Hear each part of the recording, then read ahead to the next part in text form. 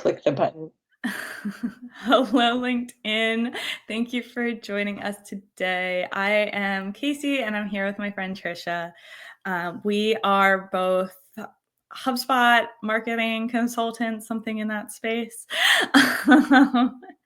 And today we are going to be unboxing the AI Lookalike List feature in HubSpot, which was part of HubSpot's Spring Spotlight product drop. And today we're going to review what the feature is.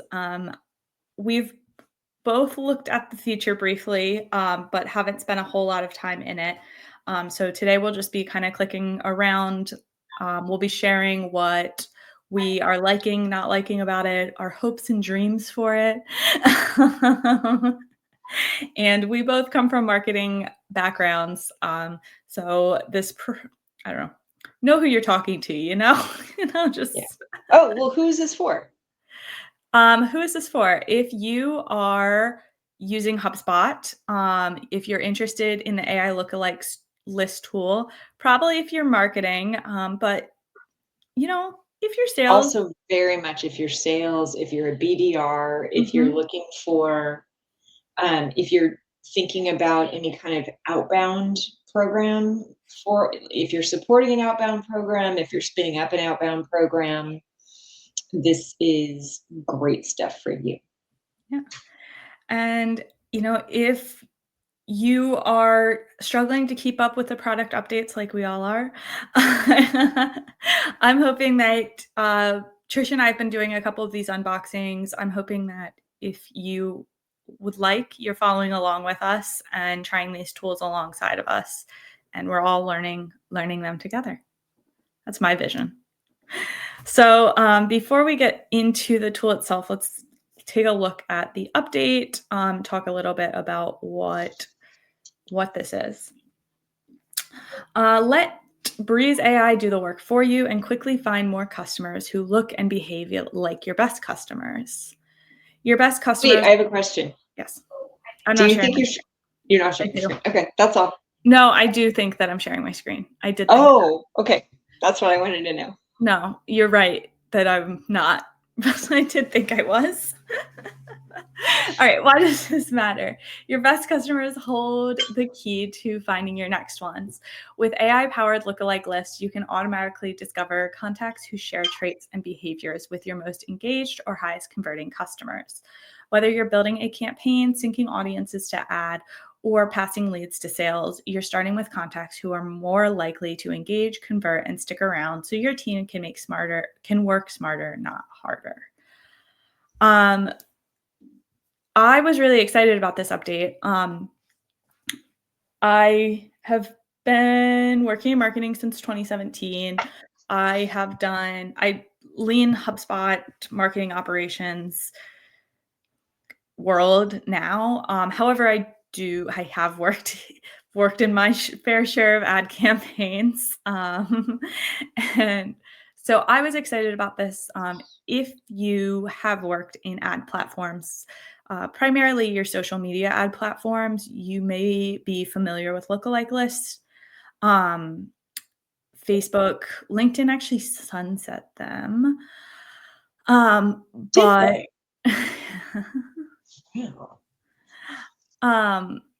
but these Google has them too.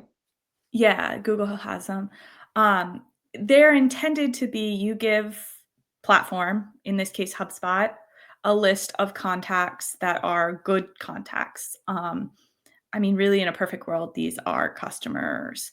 Then HubSpot, in this case, will look at those contacts, look at the other contacts they have data on, and identify who looks similar. Mm-hmm. It's a very exciting prospect because, if you've ever tried to export your data from HubSpot, there's, like 170 different fields. So they're collecting, not everyone is populated, but they're collecting a lot of data on each prospect, on each account. And, they're going to do a better job of kind of matching who's got the right mix of criteria than you and I are going to do. so I'm really excited about this. And I have been talking to somebody for the last few weeks that this would be a perfect tool for. They're using HubSpot. They have, I think, something like 11,000 MQLs in HubSpot that have never turned into an SQL.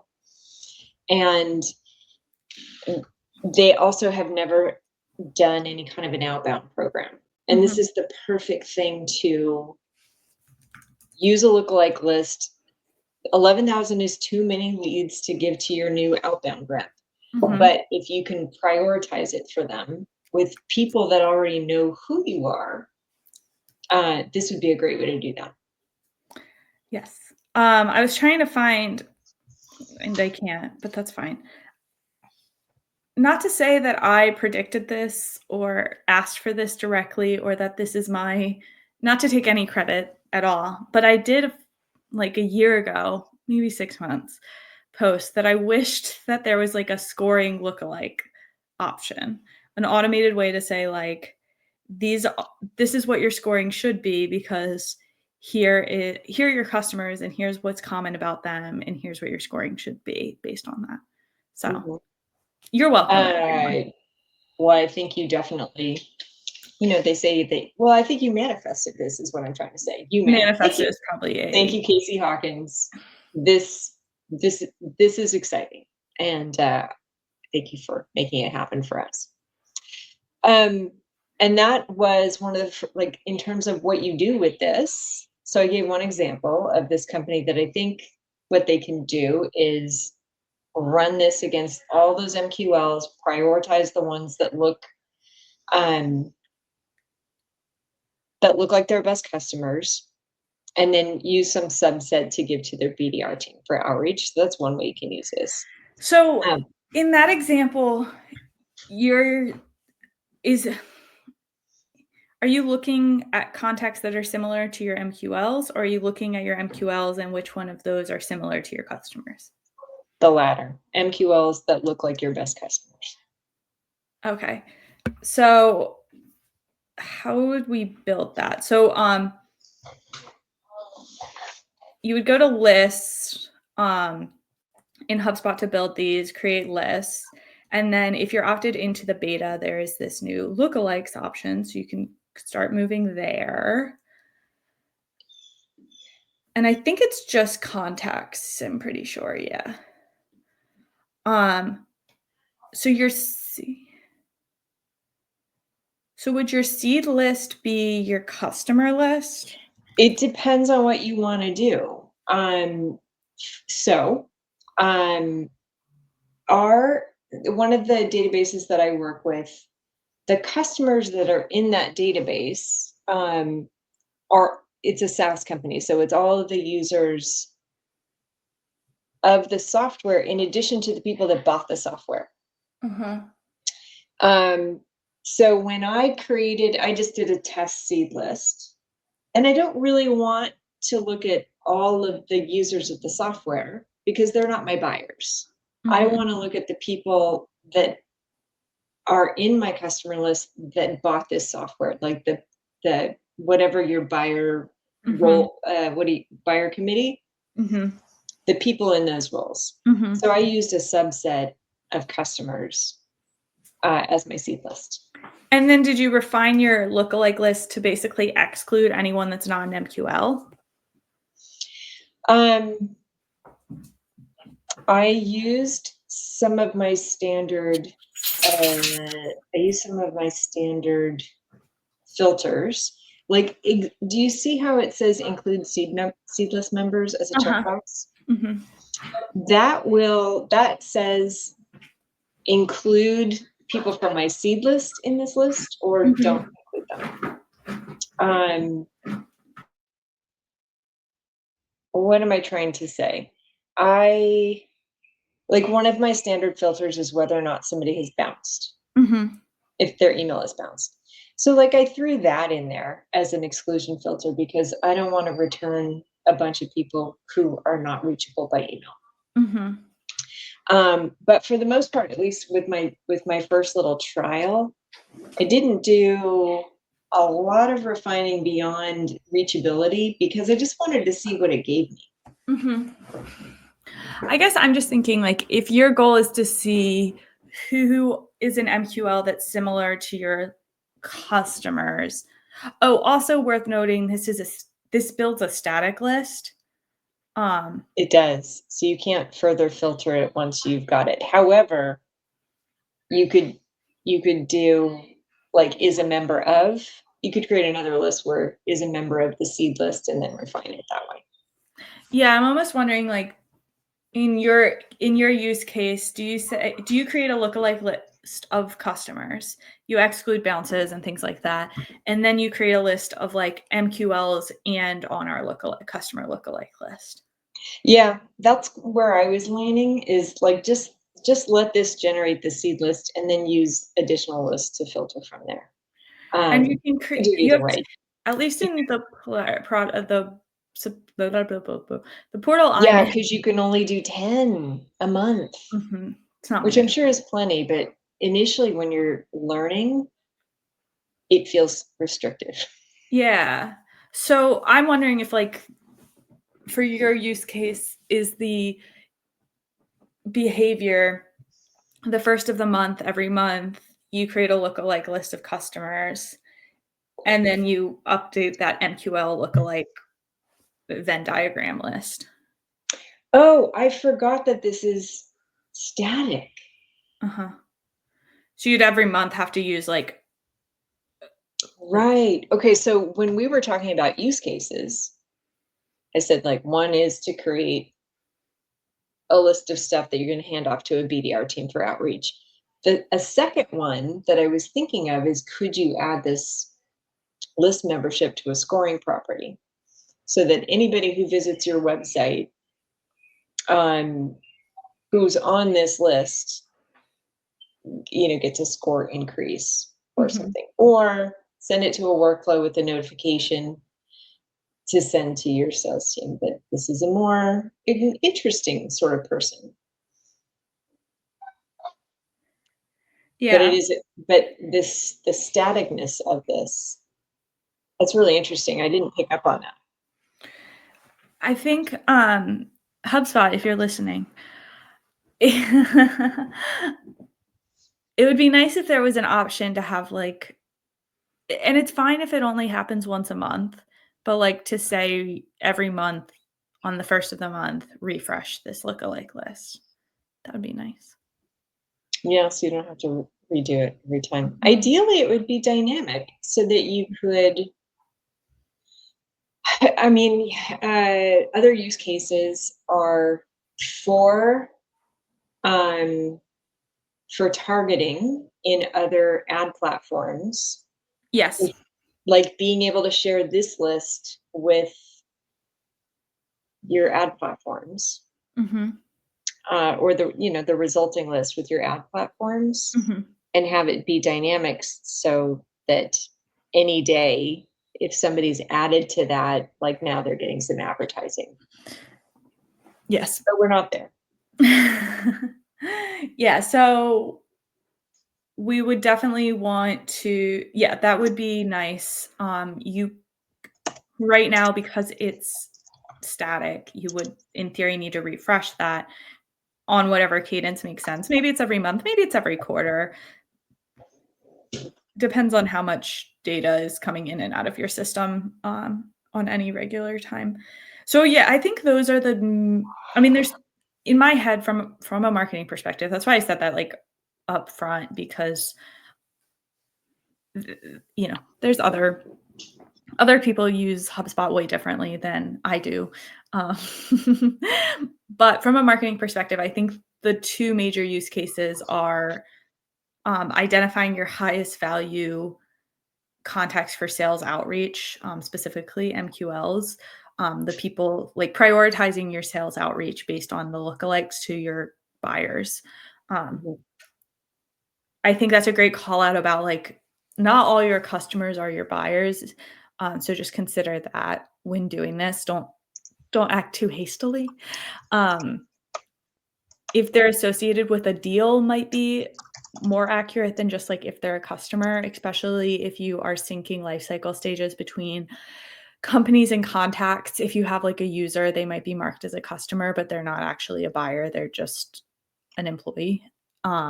That's basically what I did is I used the became a sales qualified lead date Mhm. instead of, or no, I became the customer, became a, what did I do? An opportunity. I did became is a customer as well as became a sales qualified lead date is known. So Ah, that they had to have gone through the sales process or been ah, involved in the sales process. That okay. was many ways to do it. That was how I did it. Yeah. Yeah, I was thinking number of associated deals, but became an SQL is probably it could be better because like you said, they went through the sales process. The only reason I didn't do that one is that some of my clients are their sales stuff is all in Salesforce. Mhm. So every deal ends up in HubSpot, but not every deal gets associated to the lead that HubSpot generated. Mhm. Um, so not every person is associated to a deal, just because sometimes that happens. Yeah. That makes sense. That makes sense. So a couple things here too. You can choose, so you choose one seed list. So if you have multiple lists you want to pull from, I would just create a roll up list and say is on customer list or is on SQL list or whatever your seed Yeah. list is. Um, then you have the option to choose your target size. I I don't know how this I don't know how this number is calculated at all. Um, but you can apparently switch this from specific to broad. Um, my expectation of what that would give me is how many how many people to put in the list in the lookalike list. Yeah, I just don't know, and it's changing the estimated reach. I guess I'm just not sure how these are calculated. I don't know either. I slid it to the middle, and I only got people. So it's going to give you a similarity rating, Mhm. and I didn't get anybody with less than a 99.8% similarity level. Oh, that's pretty So, good. um, and that was like sliding it to the middle. So Mhm. it would be interesting to slide it all the way to broad and see, because I feel like fine, 95% match. I'm cool with that. Yeah, and I think it's gonna depend on your use case. Like, if you're looking to use this to target people on, social and, an ad platform, you might wanna move towards more broad. That's gonna help you actually have enough contacts to match with the platform, and Mhm. in this case, it's kinda okay if it's not that if it's not that, because people are going to, like, self-select by interacting with your ad campaigns. Mhm. However, if your goal of this is like, these are contacts in HubSpot that our sales team should reach out to, you might wanna be a little bit more on the specific side. Yeah. I After seeing what I'm seeing, I would still make it pretty broad and then use additional filters from within. I would do I would create a list that includes everybody from the seed list and then further filter it from there. Mhm. Um, Given that there's also this similarity score, you could very easily say, like, only show me people that are a 99.9% match. Mhm.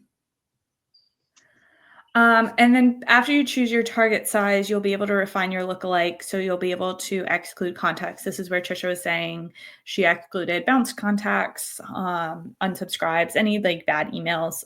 That's probably a good place. I might even potentially like exclude my unengaged list. Um, Depends on how you want to use it. If you mhm, want to use it for advertising, fine, leave them in there.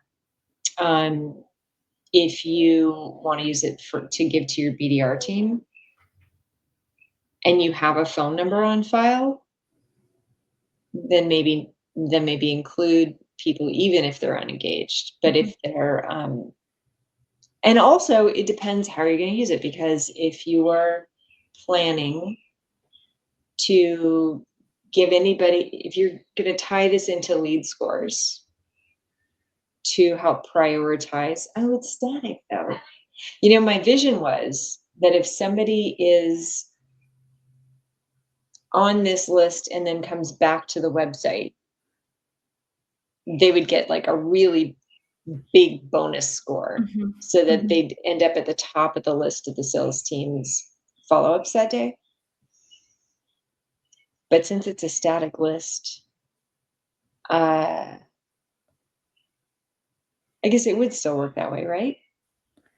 Yeah, you would just have to update it each month with the new static list. Yeah. Or whatever cadence you're updating it. I think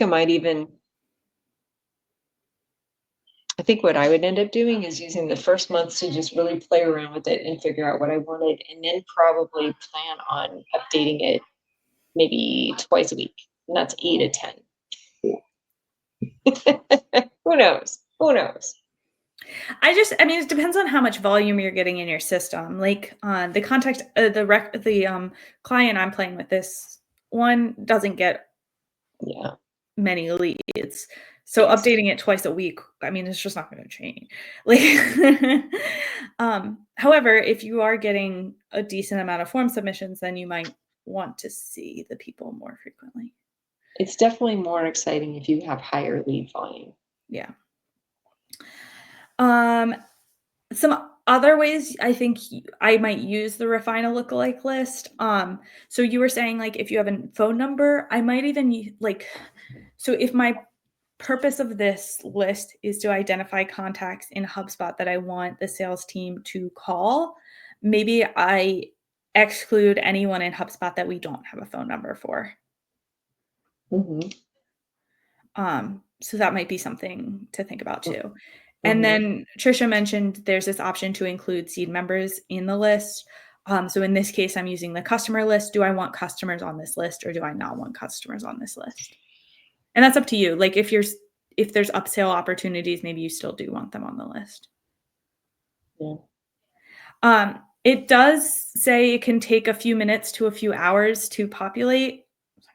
Like hair happening. I don't know what's happening. It can take a few minutes to a few hours to update. So just be aware of that.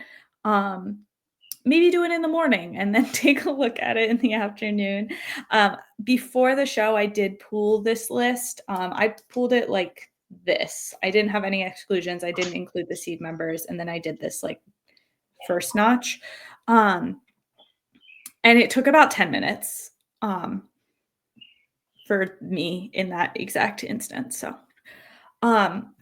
what it comes back with, so Trisha was mentioning there's this similarities percentage.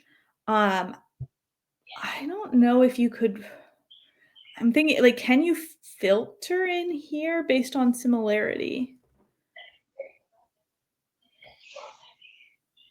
I don't know. Hold on.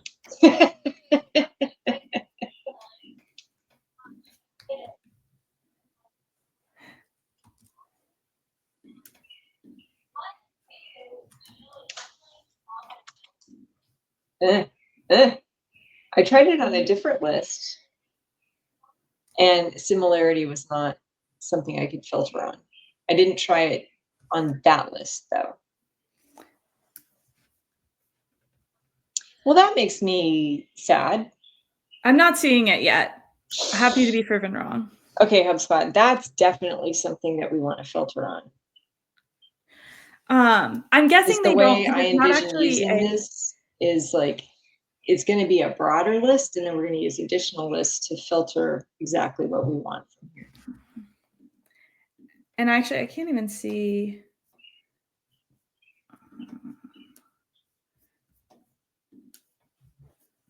It's not sortable either. I would love it to be sortable as well. I'm trying to see if there's No. Average similarity is 100%. And I did that middle or that first notch. What's the life cycle stage of these guys? So this is where I think things get interesting. Thank you for asking. I could create a lookalike list from the people that I selected. That's interesting. That's interesting. Mm-hmm. So if I want to use this is the okay, wait.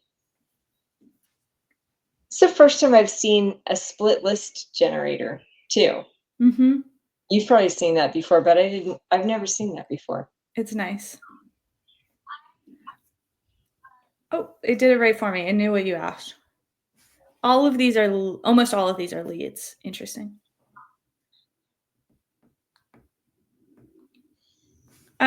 Not that. That is interesting. The one that I did, which is interesting, is there are some customers in there. You included your seed list though, didn't you? I didn't include my seed list. Never mind, I don't have but somehow some customers still, so anyway, there must be some hygiene issues, but they're primarily people that have been through the sales cycle before and dropped out, as opposed to being leads that have never taken the first step. So some things like, I keep thinking about this in lead scoring. Yeah. So I'm like, what are the commonalities in these people? What are the commonalities in these people? Like executive assistants, very high. That's interesting to me. That's definitely not something we like directly target. But there has been talks about like specifically for this client, the executive assistant is sometimes the gateway to the CEO. The gatekeeper for a lot of those people. Maybe we should be cozying up with the executive assistants, you know? Mm-hmm. Majority have no job title, which is very interesting to me, but that doesn't tell me anything. But I'm like immediately trying to think of filters I can add in here to find things I can lead score off of. Mm-hmm. So that was another thing is I thought that just analyzing who returns in the list is just a great learning exercise. Like taking a look at who they are, it might, after giving that a good hard look, slightly change the way that you're targeting people. And your executive assistant example is a good one. Mm-hmm. So yeah, out of the gate, I'll say I'm happy with this one. Me too. Update. I think there's a lot of potential. 10 lists right now feels limiting, but that's because I'm learning the tool. I think once I'm up and using the tool, especially because it creates static lists, I don't see myself like needing 10 a month even. I agree. But maybe I'll be wrong. But I do think there's three main use cases for me of this. One is ad targeting, finding lookalike lists. And so potentially I would want 3 lists a month. Although maybe the 2, whatever. One for ad targeting, that one's the more broad list of my customers. Then there is the lookalikes of my customers that I want to use for my lead scoring or prioritization. And that one may overlap with the same list that I would use for the sales team for their outreach. Mm-hmm. What I do not want to use this list for, cold emailing.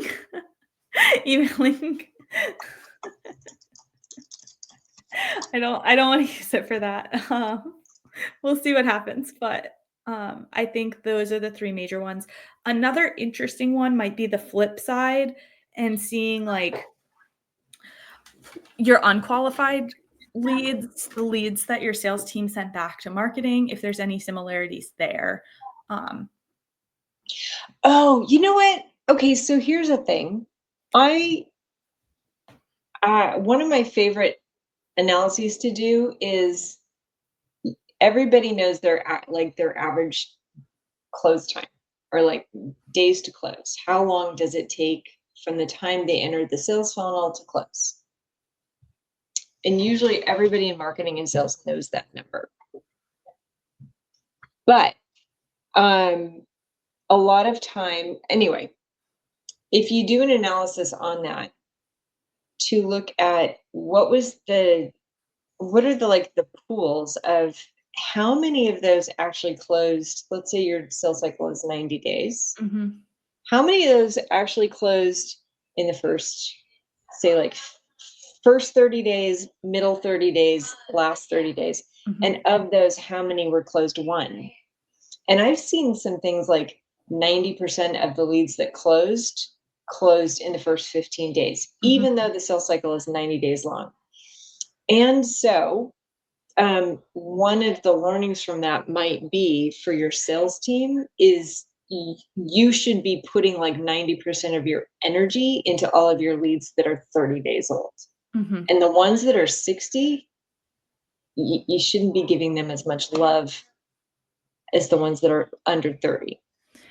And I guess in that, from here, then you're saying you're taking a look at the contacts who were associated with deals that closed in the first 30 days and seeing your similarities in those. You could look at your closed lost people and like what is it about the closed lost people?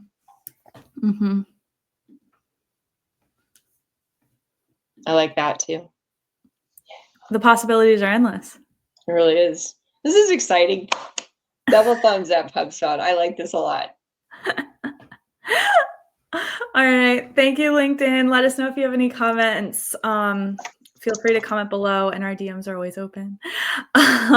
Next week, we will be back to unbox some more HubSpot updates. We're looking at the new email templates, which I told Trisha I very rarely use an email template. And so we'll find out if the new ones will change my ways. We'll see. I hope everyone has a good end to their week, and we will be back next week. Thanks. Bye.